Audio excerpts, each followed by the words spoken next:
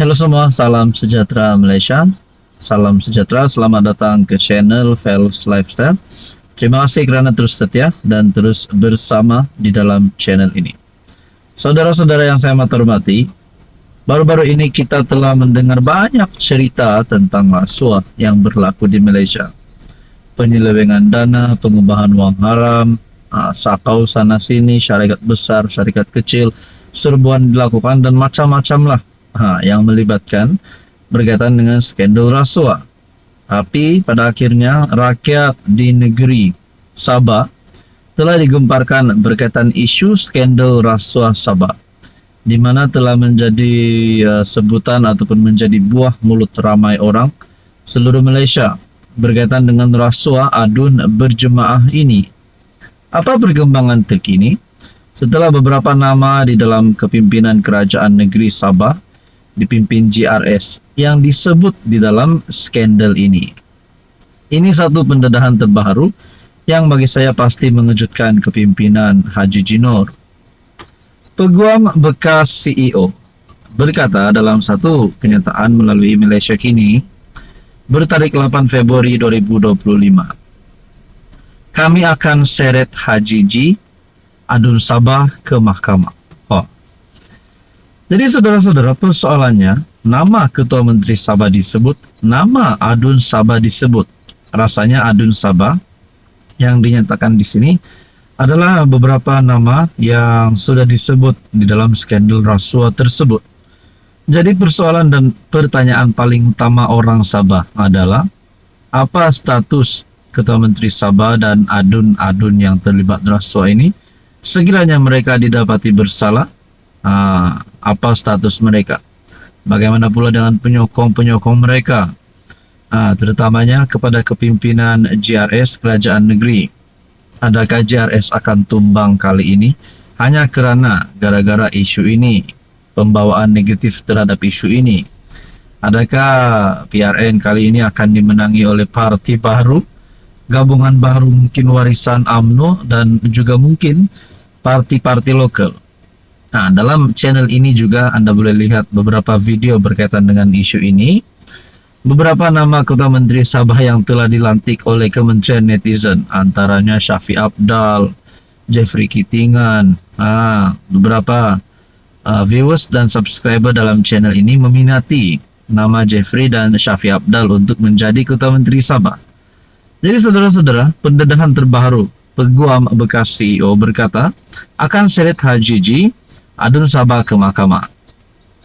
Peguam kepada bekas Ketua Pegawai Eksekutif SMM Sabah Mineral Management, John T. Enggihon, mengumumkan rancangan untuk memanggil Ketua Menteri Sabah Haji Jinor serta 8 adun yang didakwa terlibat dalam skandal rasuah ke mahkamah. Bercakap dalam Majlis Rumah Terbuka Tahun Baru Cina, Anjuran Warisan di Kota Kinabalu, Peguam Chin Tek Ming memberi bayangan tentang prosiding mahkamah yang bakal menjadi tumpuan sambil menggesa hadirin bersiap sedia untuk menyaksikan perbicaraan yang dramatik. Saya mewakili John T. Apabila kes ini didengar di mahkamah, kami akan memanggil Haji Ji, para adun dan individu yang terlibat lebih daripada 20 orang, kata Chin, yang juga merupakan penasihat undang-undang warisan. Kami akan memaksa mereka untuk memberi keterangan. Jadi, sediakan kacang dan bersedia untuk menonton persembahan ini, tambahnya. Saudara-saudara yang saya hormati, Anda rasa kalau Haji Ji tumbang kerana isu ini, Anda rasa siapa yang layak untuk memimpin kerajaan negeri Sabah? Apa komen Anda? Hai, hello, salam sejahtera Malaysia. Selamat datang ke channel Fels Lifestyle. Terima kasih kerana terus setia dan terus bersama di dalam channel ini. Tuan-tuan dan puan-puan yang saya amat hormati, saudara-saudara yang saya amat hormati. Setelah rakyat Malaysia dikejutkan berkaitan dengan satu isu, yaitu garis panduan untuk datang ke rumah ibadat bukan Islam. Akhirnya antara yang lantang bercakap tentang isu ini adalah Akmal Saleh, yaitu Ketua Pemuda UMNO. di mana beliau juga adalah komponen di dalam kerajaan.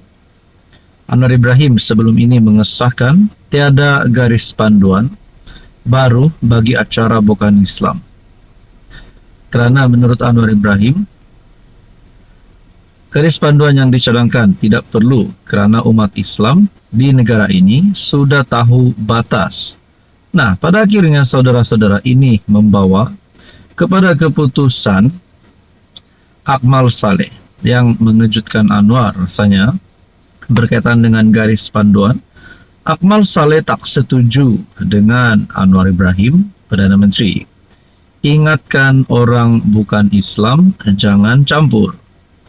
Kota Pemuda UMNO tidak bersetuju dengan pendirian PM bahawa tiada keperluan untuk garis panduan baru bagi orang Islam menyertai acara di rumah ibadat bukan Islam.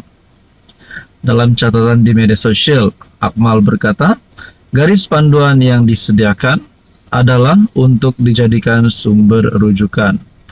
Tidak semua orang tahu dan ada ilmu seperti yang kita tahu dan faham.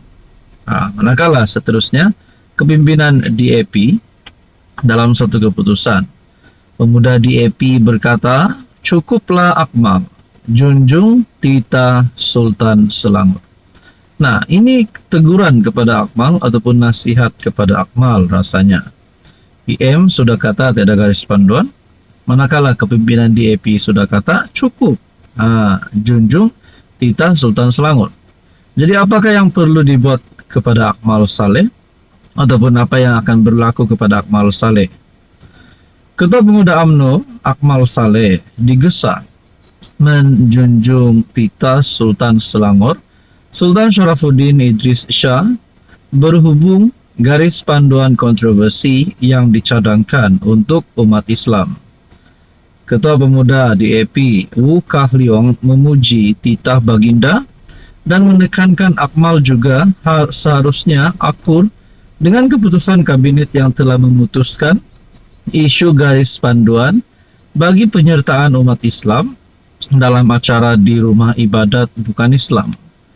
Harap Akmal Saleh junjung titah Sultan Selangor dan juga akurlah dengan keputusan kabinet yang dibuat, sebab adalah tanggung jawab semua ahli politik khususnya yang berada dalam kerajaan untuk jaga keharmonian kesejahteraan semua kaum dan agama di tanah air ini. Enough is enough, simple as that, mudah saja. Cukup-cukuplah, katanya ketika dihubungi Malaysia Kini. Sebelum ini Akmal membantah pendirian PM mengenai garis panduan yang dicadangkan. Berkata garis panduan itu boleh dijadikan rujukan yang berguna. Namun hanya beberapa jam kemudian Sultan Syarafuddin secara tegas menolak cadangan garis panduan itu sambil menzahirkan keyakinan umat Islam memahami kebatasan akidah mereka, iman yang teguh serta bijak membezakan antara yang benar dan salah. Wu turut menegaskan sebagai anggota kerajaan perpaduan, Akmal tidak sepatutnya bersaing dengan pembangkang untuk menjadi juara konservatif, apatah lagi menentang Anwar. Saudara-saudara, ada satu persoalan di sini. Sekiranya Akmal Saleh menentang Anwar Ibrahim, adakah beliau layak dipecat, layak keluar daripada kerajaan perpaduan? Bagaimana pula respon Ahmad Zahid sebagai Presiden UMNO berkaitan dengan kenyataan Ketua Pemuda UMNO? Nah, saudara-saudara, kita nantikan saja apa yang akan berlaku.